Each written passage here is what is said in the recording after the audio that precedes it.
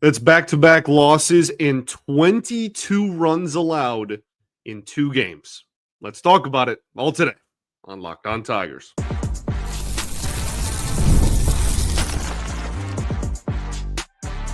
You are Locked On Tigers, your daily Detroit Tigers podcast. Part of the Locked On Podcast Network, your team every day. What is up, everybody? Welcome back to another edition of Locked On Tigers. I'm, of course, your host, Scott Bentley. Today is Wednesday, September 3rd, 2025. Thank you so much for making Locked On Tigers your first listen every single day. We are free and available wherever you get your podcasts, including YouTube, part of the Locked On Podcast Network, your team every single day. Today's episode is brought to you by Game Time. Download the Game Time app, create an account, and use code LOCKEDONMLB for $20 off of your first purchase. Welcome in, everybody.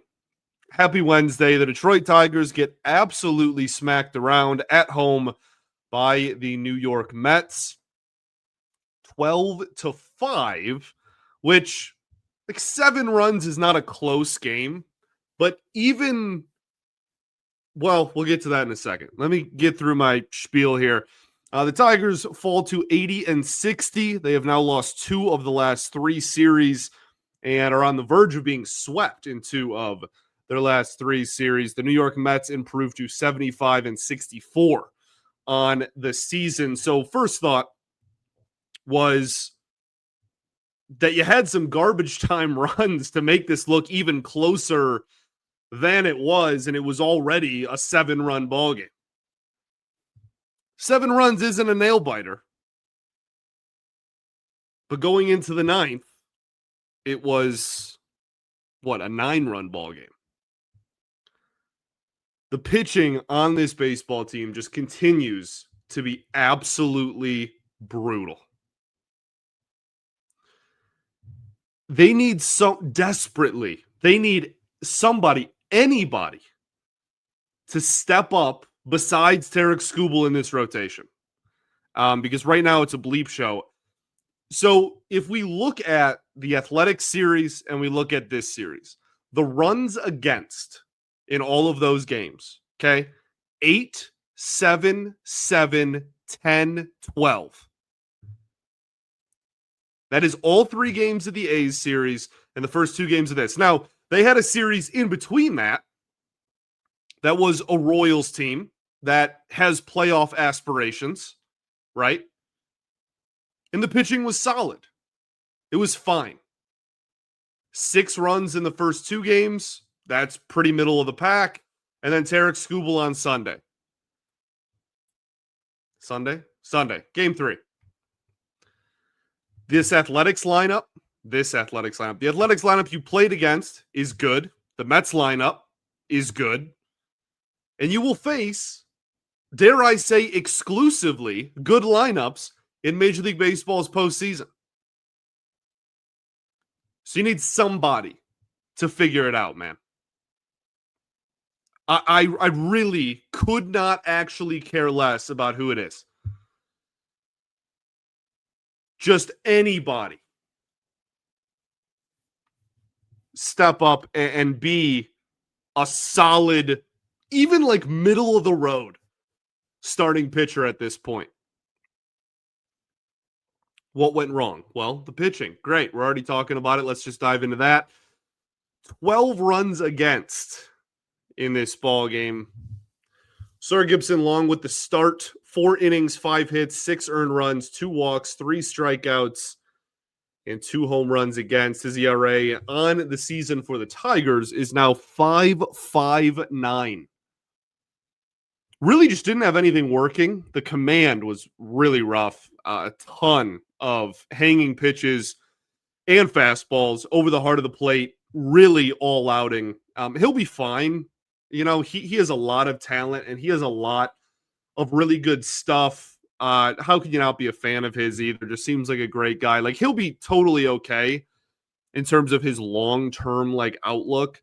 But this was his first game back against a good lineup, despite what, Frank the Tank says.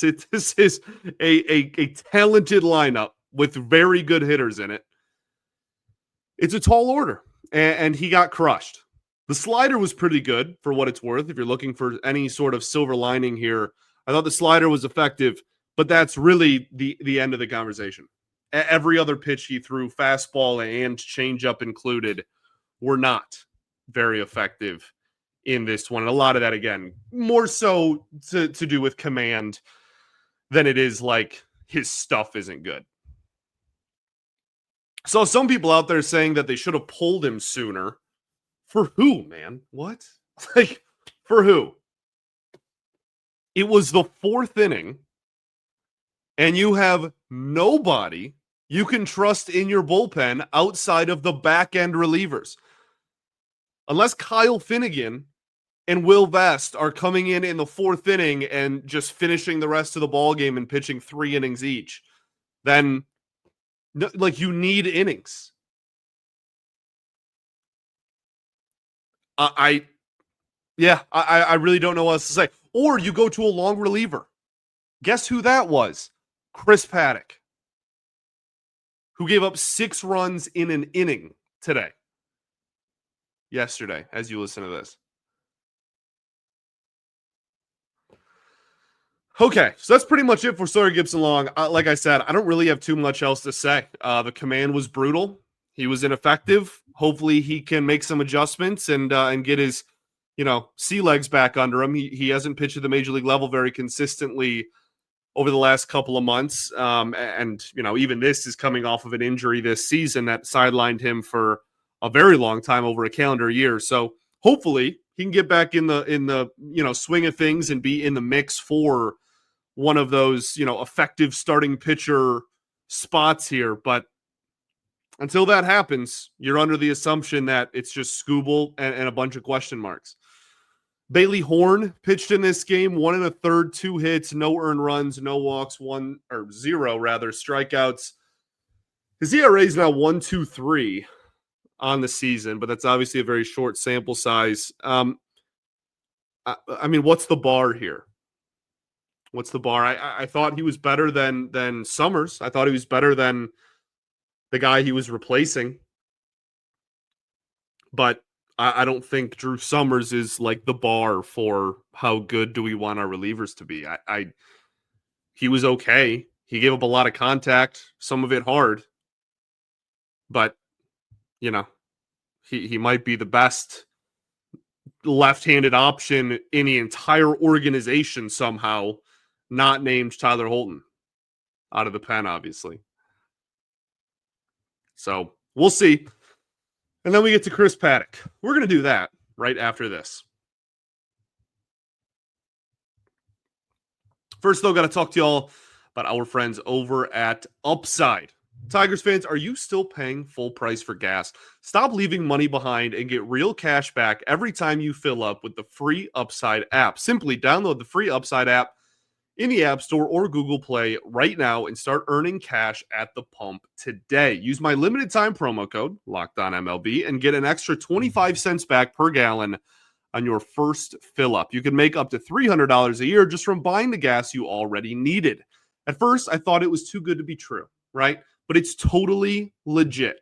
Real people are getting paid to make their daily commutes, and you can too. Plus, you can cash out anytime. It's your bank account, PayPal, or e-gift card for Amazon and other brands. So don't let this offer drive on by. Download the free Upside app now using my limited time promo code LOCKEDONMLB for a limited 25-cent per gallon bonus. That's promo code LOCKEDONMLB. Offers vary based on user and location. Go to upside.com for terms and conditions. Also got to talk to y'all about our friends over at Game Time. We love our good friends over at Game Time. There's nothing quite like catching a ball game live, even when it's a 12-5 final and your catcher pitches. The energy, the crowd, the chance to see your team in person, but actually getting tickets, well, that's the tough part. Queues, login screens, surprise fees, it takes all the fun out of it. That's why I use Game Time, the app that gives the advantage back to the fans. Game Time is an easy, fast, reliable way backed by the Game Time guarantee. You'll always get 100% authentic tickets delivered on time and at the best price. Plus, all these fees are included. So the price you see truly is the price you pay. It makes the app, makes it simpler to get tickets. I even see the exact view from my seat before buying, and fees are included. That's easily the best part and what everybody talks about. You know your total up front. There's no surprise fees at checkout. You don't go to, press checkout and then press buy, and then all of a sudden, it's $50 more expensive than what you originally clicked on. It is what it says it is. So download the Game Time app, create an account, and use code LOCKEDONMLB for $20 off of your first purchase. Terms apply. Again, create an account and use the code LOCKEDONMLB for $20 off. Swipe, tap, ticket, go. Download Game Time today. All right, everybody, welcome back here. Segment 2, Locked On Tigers. Appreciate y'all for tuning in. As always, making us your first listen every single day. Shout out to the everydayers that do tune in every day. And we will, of course, be back tomorrow recapping the series finale against the New York Mets as the Tigers look to avoid a sweep. Today we talk about Game 2, which was a 12-5 loss for the Tigers in Comerica. We're talking about what went wrong still. Chris Paddack, 1 1/3, 8 hits, 6 earned runs, no walks, 1 strikeout, 2 home runs against. His ERA has now ballooned up to 5.37 on the season. I mean, we'll see what the future holds for Paddack. I'm really trying to not overreact to one outing, but I think that this is kind of been a consistent thing for a few outings. I'm really questioning the role that he serves on this team the rest of the season. This was a trade deadline acquisition that you wanted to be a starter. He has been booted from that role. And now, I mean, he's certainly not going to be a high leverage reliever. He does not get strikeouts at all, like period, in really any capacity. He does not get swings and misses. He does not get strikeouts. So I'm wondering what kind of role he really even has for this team the rest of the season. Again, I'm not trying to say, oh, he had one bad outing, you need to cut him right now necessarily. But I do think that they need to evaluate all of their potential options when it comes to what players in the organization, top to bottom, are most valuable in this bullpen. Because if he's not going to be a starter, then you don't have him for innings. But if he's a reliever, that again, he doesn't get strikeouts, and you need that out of the bullpen pretty desperately. It just really feels like an early season Kenta Maeda situation where he's just going to come in low leverage to eat innings. And I guess there's a role for that, but this is September when rosters have even expanded. You have an extra pitcher than you have all season. I feel like you can probably make by, with or without that. So if they think that there is if they think there are legitimate adjustments that they can make and that he can make to be more effective, then I'm all ears. And they should try it because, what do you have to lose? You're going to send him down and then bring up, back Drew Summers? You know what I mean? I mean, it's just been a revolving door of ineffectiveness.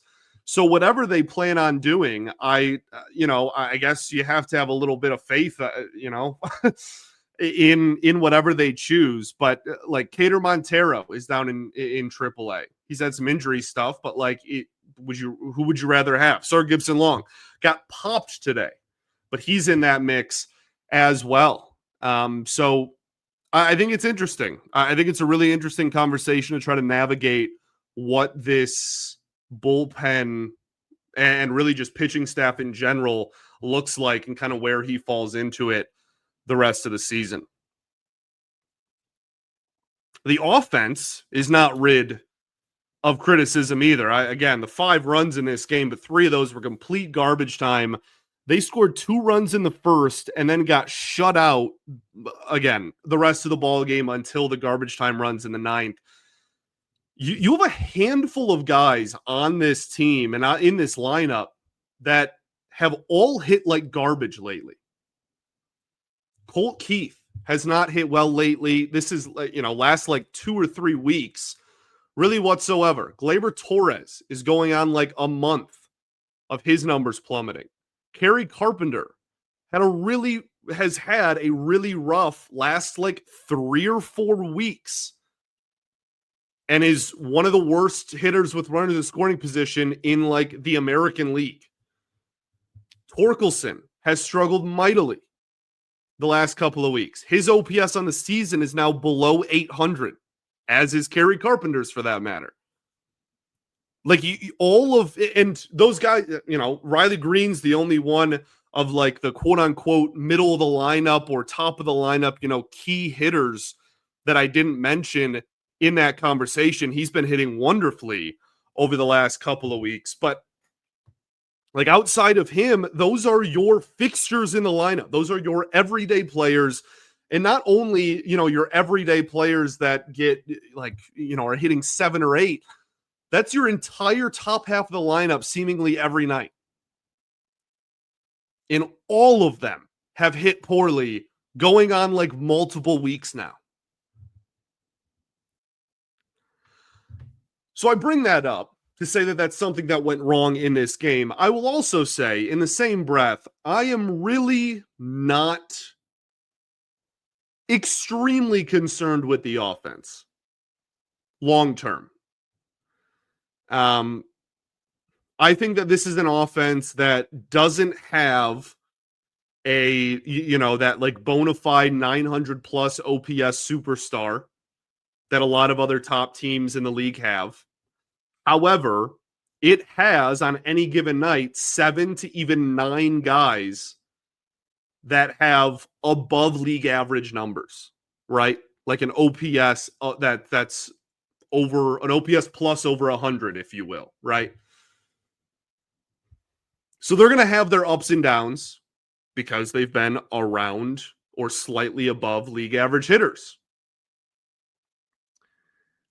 And I think that there is something to be said for, okay, in the postseason, when you're only facing the best pitching that the sport has to offer, is that a sustainable offensive approach in October? Well, hopefully we get the chance to find out.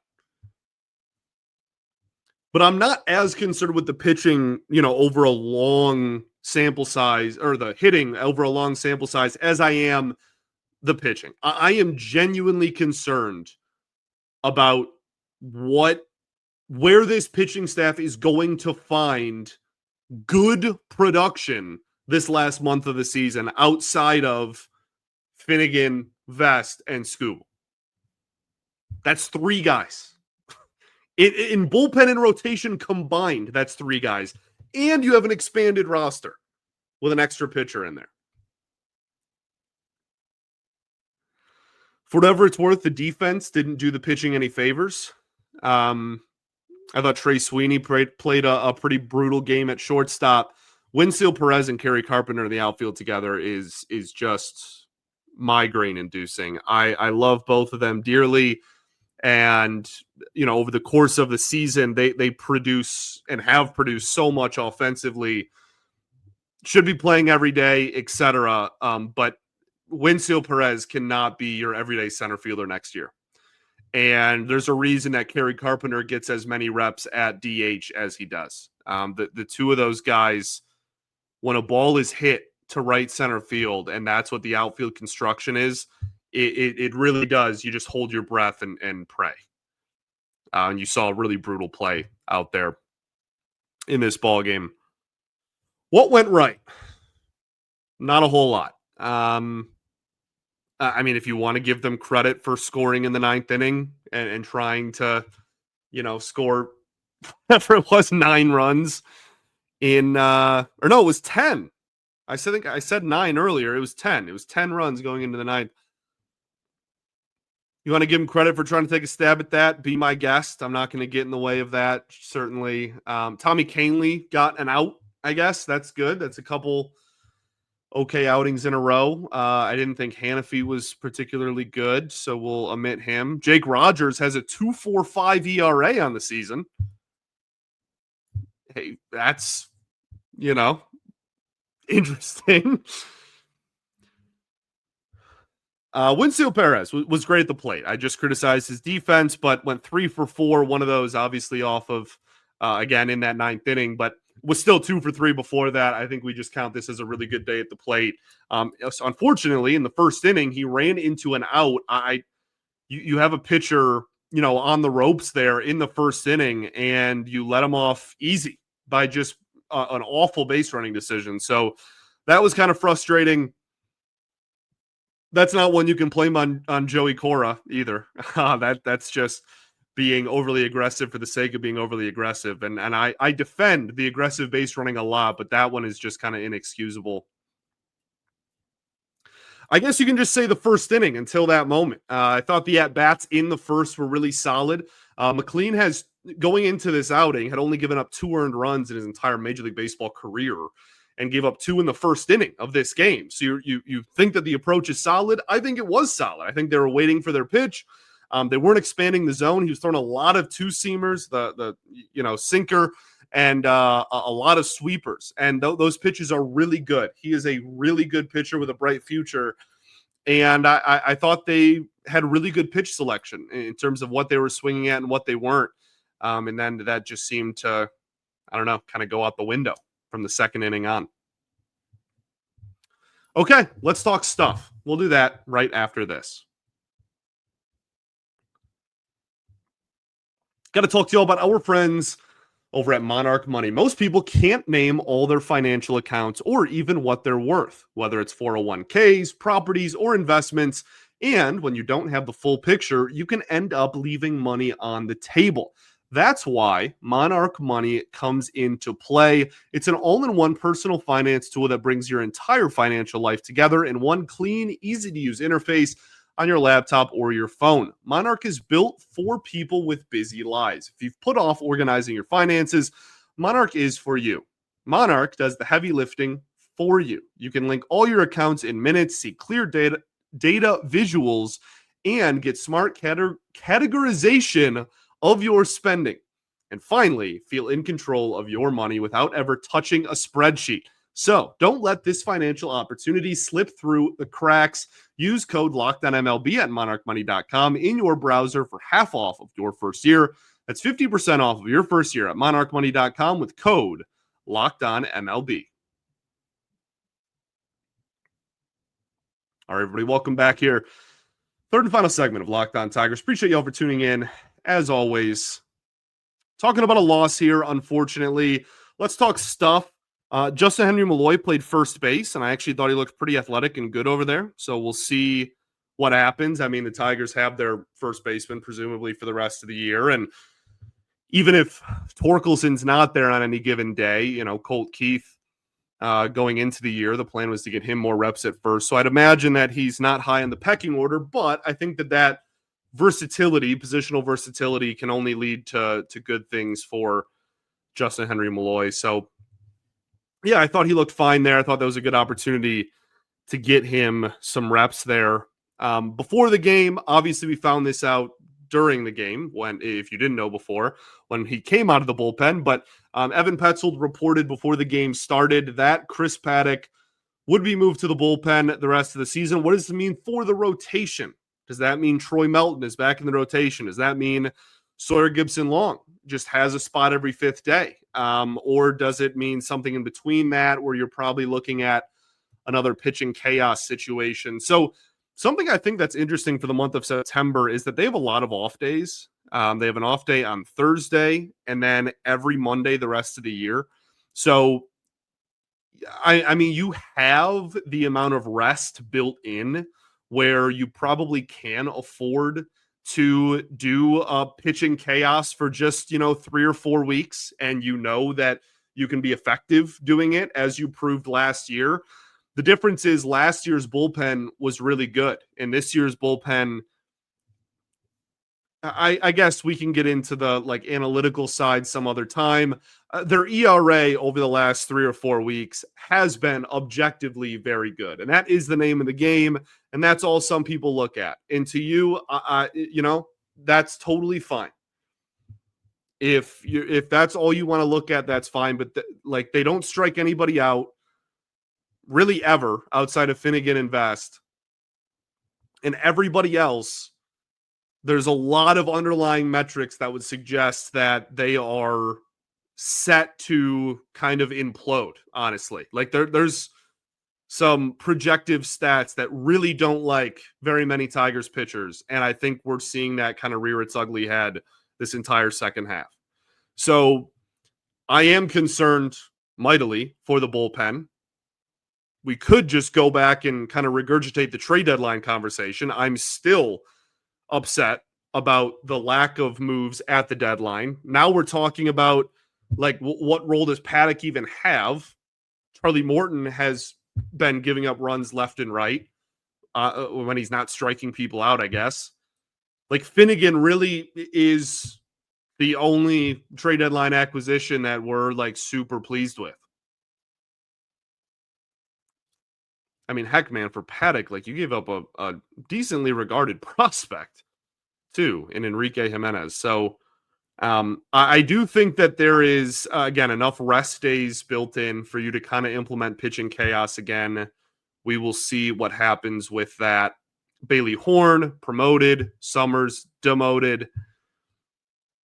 I mean, they're just going to keep trying different lefties until one sticks. So now you got a series finale, a day game at Comerica Park. You got to try to fight off a sweep. If you, like I said at the top of the show, if you lose this, you have lost 2 of your last 3 series and have lost 7 of your last 9 ball games. So don't do that. Okay? Don't do that. I do want to end by saying that I wish Chris Paddack the best. He is stepping away from the team for the next 3 days due to a death in his family. I think it's very important to remember that these are human beings. And, you know, there's something going around online that he might have been like yelling at a fan or yelling at somebody. I don't know what, when he was coming off the mound. Like, yeah, like if he just found out that there was a, you know what I mean? Like it's important to remember these are not robots. These are human beings that are just trying to do their job like we all are every day. And, you know, when we don't do well at our jobs, we don't have 40,000 people or however many people are at this game, 20,000, 30,000 people, you know, screaming and telling us how much we suck. So, yeah, wishing him the best and praying for his family, rather.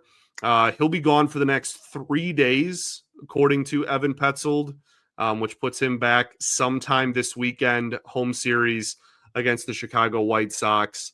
And if that is the case, then hopefully he comes back with a clear head and in a good mindset. So thanks for making us your first listen every day. Appreciate you all for tuning in as always. They're going to have to figure something out, man. They're going to have to figure something out. This is a thin pitching staff that is actively getting thinner by performance and not injury. That is a problem. Hopefully they figure it out. Peace and love. Going to therapy's dope. Anything else? Check out Locked On College Football Kickoff on your Fire TV. Awesome stuff. Some big names. Gary Patterson on there. Drake Tall, who's Locked On Big 12's host. A lot of good stuff. Football's back, and that's a good thing. Okay? Peace and love. Going to therapy's dope. I'll catch you all tomorrow, baby. Go Tigers.